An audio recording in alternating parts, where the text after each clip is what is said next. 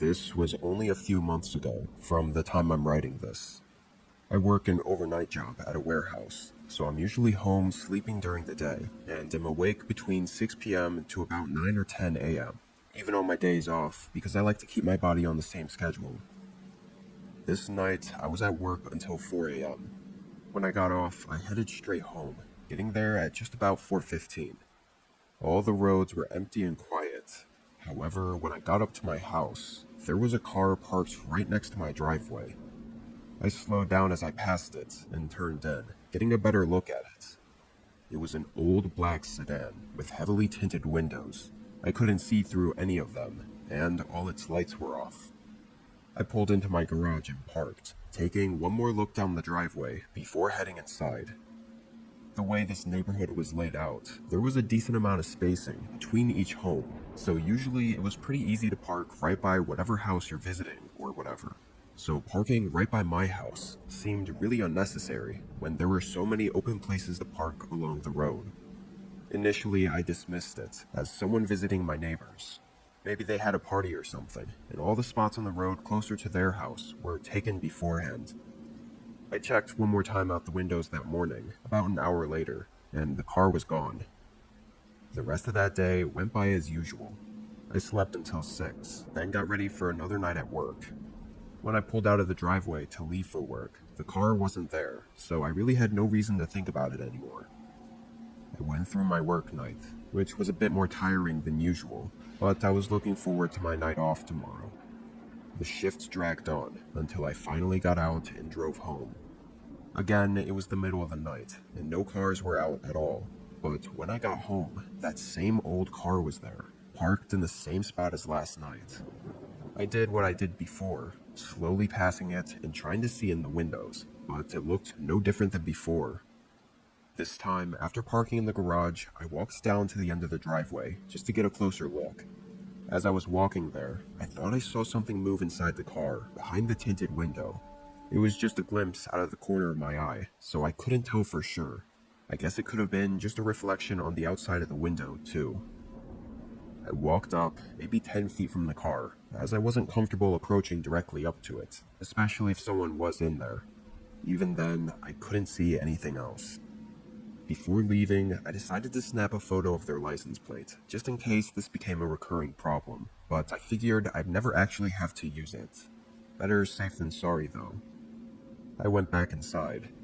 Just like last night, I checked again a while later and the car was gone. Really strange, but it wasn't exactly harming me in any way, so I didn't think there was much else to do about it. I made dinner and watched TV for a couple hours, then got in bed and slept until 6 or 7 p.m. The sun was already set by the time I woke up. Having the night off, I did my usual long walk around the neighborhood. When I left the house, the car wasn't there, but when I got back from my hour-long walk, it suddenly was, parked right there in the same spot as the previous 2 nights. I mean, I just walked the entire neighborhood and maybe saw 1 or 2 other cars parked on the street. So why was this one always right in front of my house, and only at night? I walked up to it, and this time got right up by the window, putting my hand above my eyes and against the window to block out the reflection so that I could see inside. The car was empty, no people, and not really anything at all to give me hints as to why they were here. This was one of those off situations where it was really odd, but also they weren't harming me in any way at all, so it wasn't simple as to what to do about it. I went back inside the house. First thing I did was grab my phone, which I'd left charging on my nightstand while I was out walking. But when I picked it up, I saw an unusual notification. It was a motion detection alert from one of my security cameras. For reference, I had a camera on my front porch, but it only faced the door, so it never goes off unless someone was right outside the door. I also had 3 cameras inside my home, in all the main rooms. The notification didn't specify which camera detected motion, so I opened the app and checked. There was a 60-second clip saved by the app. I watched it, and for pretty much the whole time, the house was completely silent and there wasn't any movement. I was just starting to think this was a misinput by the system, but in the last 5 seconds of the video, something suddenly moved past the very bottom of the camera. It was really quick. They were only in the frame for a fraction of a second, and only part of their head and shoulders were caught. I felt my hands go numb while I held the phone. The room the footage was from was the bedroom I was currently standing in. Suddenly, the silence of the house was deafening. I could literally hear my heart beating as I slowly turned around and started darting my eyes all across the room. They could be anywhere, even watching me right now. All the thoughts rushing through my head only made me panic even more. Realizing I needed to leave, I hurried toward the doorway and out of the room. Instantly, I heard movement from the bedroom right behind me, and by the time I got to the stairs, footsteps were rushing down the hallway. They were maybe only 15 feet behind me. I got to the front door and sprinted right into the woods. In the intensity of the moment, I never even turned around to see who it was chasing me. I was more focused on getting out of there alive. Eventually, it was only my footsteps crunching on the leaves, covered by the darkness of the woods. I called 911. When they arrived, the car was gone, but thankfully I had the picture of their license plates from the day before. It only took 3 hours to find and arrest them. It was a guy in his mid-20s, and he looked completely deranged. Honestly, if I'd turned back and saw him chasing me through my house, I probably would have been so terrified that I would have tripped or something.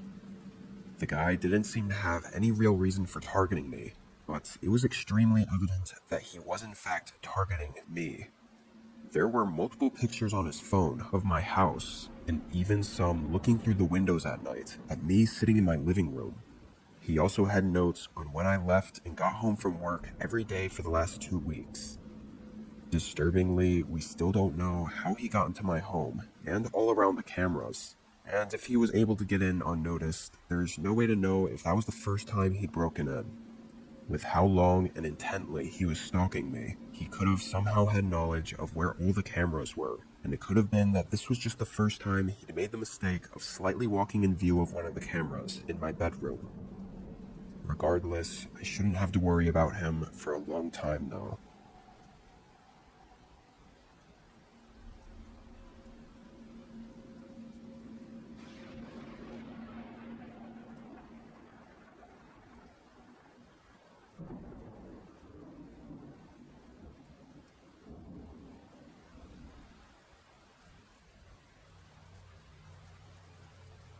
This was 4 years ago, but I still find myself thinking about it every now and again. It was storming pretty bad this night. I worked as an Uber driver, so on nights like these, it often gets really slow. Sometimes I don't even get a single pickup. Regardless, I always stayed out and waited, either driving around listening to music or sitting in an empty parking lot and watching YouTube on my phone. Even if I'd only get a few pickups, it's still worth the extra money that I wouldn't have made otherwise. This night was as expected. Nobody was out or going anywhere with a storm like this. For the first while, I stayed in a parking lot, sitting on my phone and listening to the storm run through the town. After an hour, I went and drove through to get some food, then went back to the parking lot and waited some more. Eventually, I got the notification that someone requested a pickup. I clicked on it, and it said they were 25 minutes from me, and they needed to be dropped off another 20 minutes away from where they were. Usually when this happens, it's because no other Uber drivers are working, so I'll be the closest available driver, even though I'm far away. I had nothing better to do this night, though. I accepted it and started heading over to them. They had placed the pinpoint location of where to pick them up at. The drive there felt like it took forever. Maybe it was the storm outside, or just the fact that nobody else was on the road.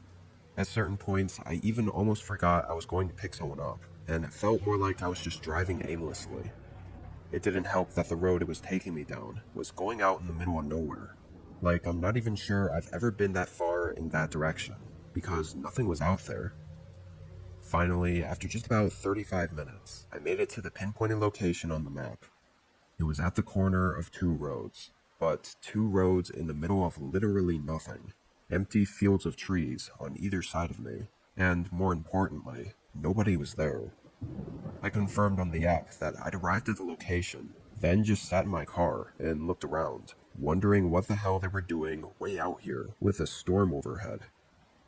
After a minute of looking around, I looked down at my phone again and started texting them to see where they were. Just a corner of two roads, but two roads in the middle of literally nothing. Empty fields of trees on either side of me, and more importantly, nobody was there.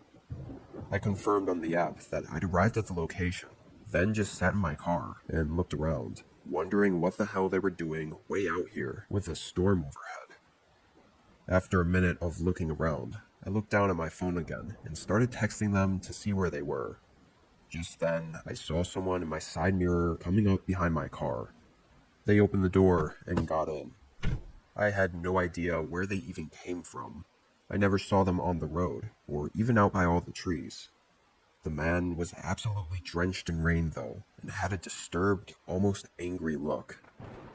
"You ordered the Uber," I said, and he responded by stating my first name, which confirmed he was the right guy. I started driving.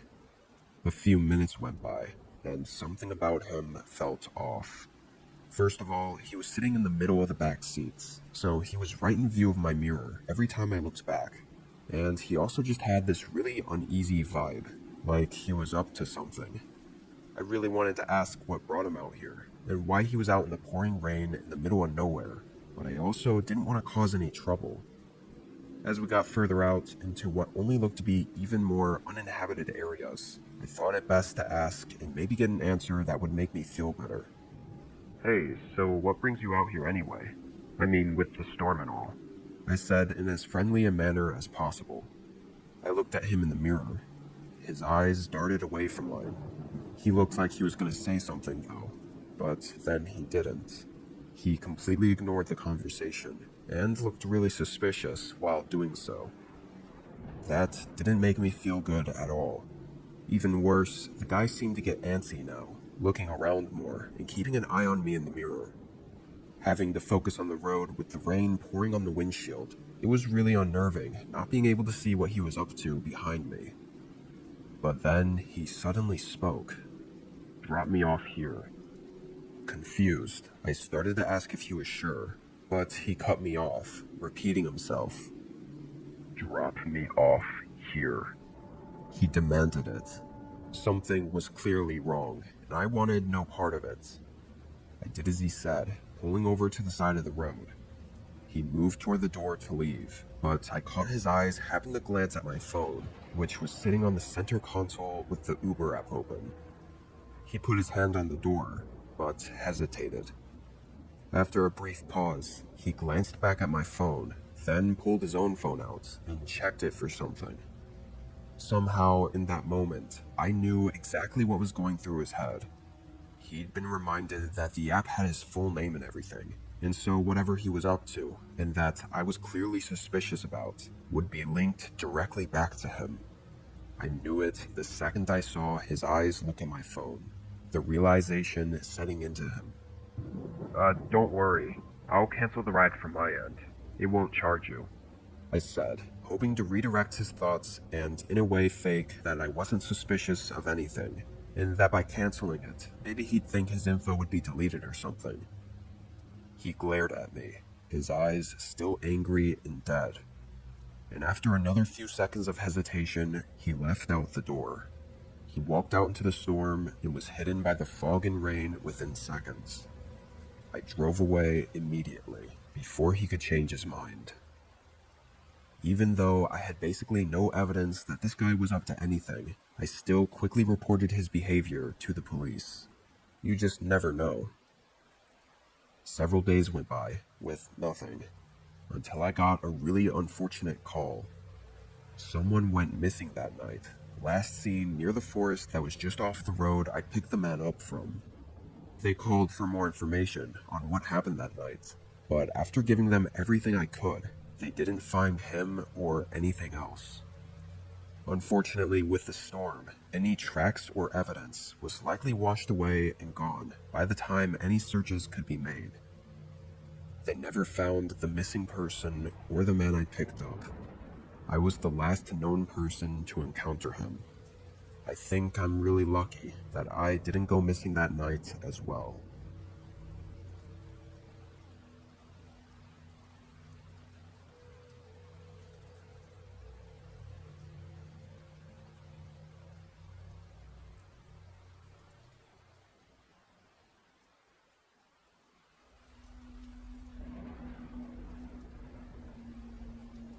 This was on what I thought was going to be a normal weekday for me.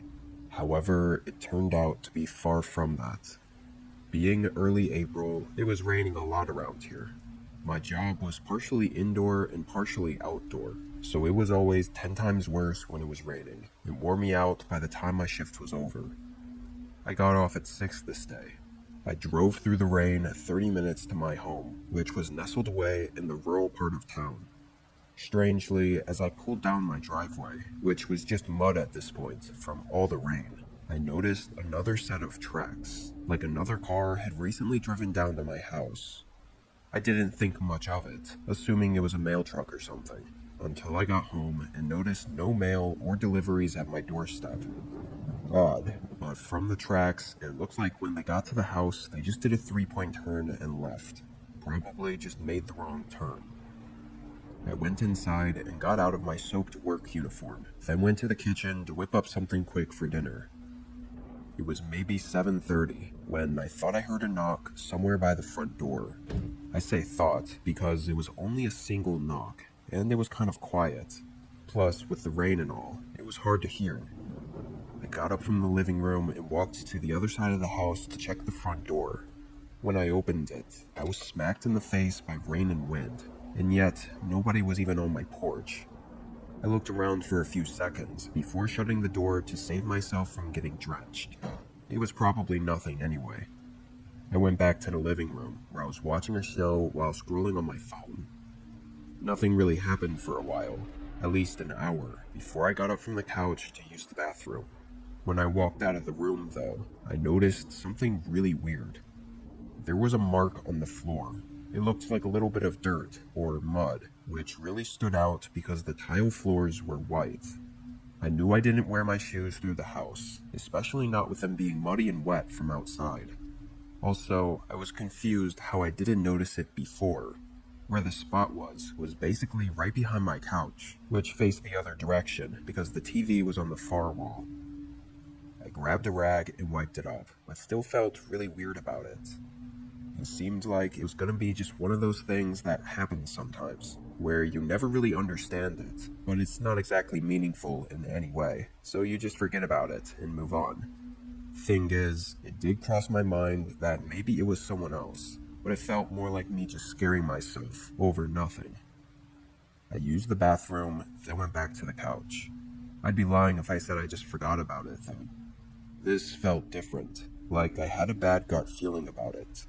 I couldn't help but constantly check over my shoulder, sensing that I was being watched, like that feeling you get after watching a horror movie. With the couch set up the way it was, the whole bottom floor of the house was behind me, which kind of felt unsettling now. It got to the point where I was so uncomfortable that I had to turn the TV off and go upstairs to my bedroom. At least in there, I could be in my bed backed up against a wall without the feeling that something was behind me. I had a small TV in there as well, so I just continued with my night the same as I was. 20 or so minutes passed, and feeling more comfortable in my room, I was just starting to forget about everything, when I suddenly heard something from outside my bedroom door. I'm not sure what exactly it sounded like. It was just a muted thump, maybe a footstep, or something hitting the wall. I didn't know, but it was enough to make me instantly feel unsettled again. I got out of bed and walked up to the door. I put my ear against it and listened. I didn't hear anything. I stood in place for a moment while I gathered up the courage to open the door, telling myself I had to make sure nothing was going on. I opened the door and looked down the hallway. It was empty and quiet. I knew if I wanted any kind of a peaceful night, I'd have to check around the house as well. The only other room upstairs was the spare bedroom, which was a rarely used library/office space. I started to walk over when, out of nowhere, the TV downstairs turned on, and I could suddenly hear the show I'd been watching being played at full volume. My heart burned in my chest from the fear that just shot through me. I sprinted down the hallway and ran downstairs.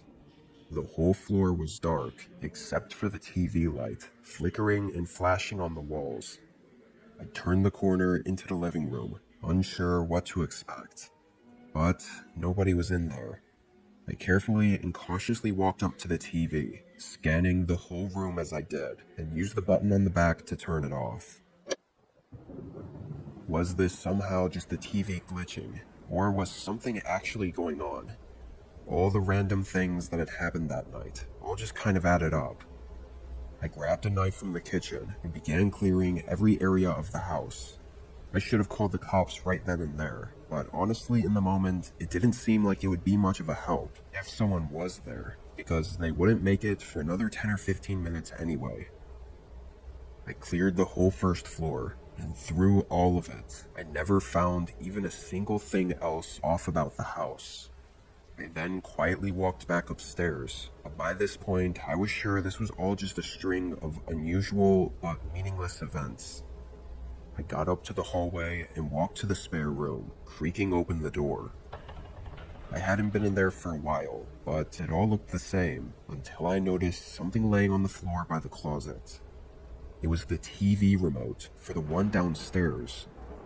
Blood rushed from my face. I backed up and ran downstairs and out of the house as I called the police.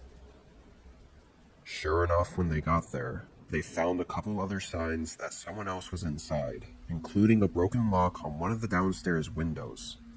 Likely, whoever it was had visited my house earlier in the day while I was at work, probably driving down my driveway and knocking on the door to see if I was home. After realizing I wasn't, they probably drove away only to come back and break in. They were inside the entire night, quietly lurking around the house. Maybe they really were watching me all night. It still makes me shiver just thinking about it. When I went up to my bedroom, they must have grabbed the TV remote, and obviously they turned it on to distract me as I was walking up to the spare room they were hiding in, giving them enough time to slip out of the house. It's almost 100 times creepier that nothing was taken, and no clear signs showed what they were there for. Hopefully, if anything else happens, I'll still be around to update you on it.